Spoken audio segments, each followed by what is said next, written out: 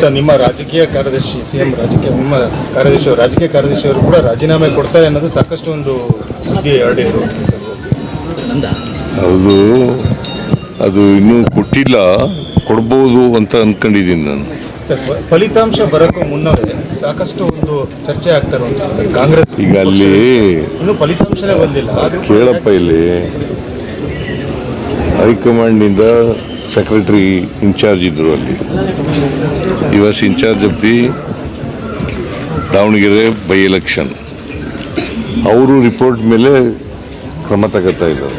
ಅಂದರೆ ಕಾಂಗ್ರೆಸ್ ಪಕ್ಷ ಅಂದರೆ ಫಲಿತಾಂಶ ಬರೋಕ್ಕೂ ಮುನ್ನವೇ ಸೋಲನ್ನು ಒಪ್ಕೊಂತ ಇದೆ ಸರ್. ಸೋಲು ಎಲ್ಲ ಒಪ್ಕೊಂಡಿದ್ದೀವಿ, ಗೆಲ್ಲೋದು ನಾವೇ.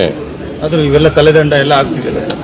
ತಲೆದಂಡ ಆದ್ರೆ ಸೋಲ್ತೀವಿ ಅಂತ ನೀನು ಹೇಳೋದು, ನಿನ್ನ ಪ್ರಕಾರ ಯಾರು ಸೋಲ್ತೀವಿ ಅಂತ ಯಾರು ಹೇಳಿದವರು?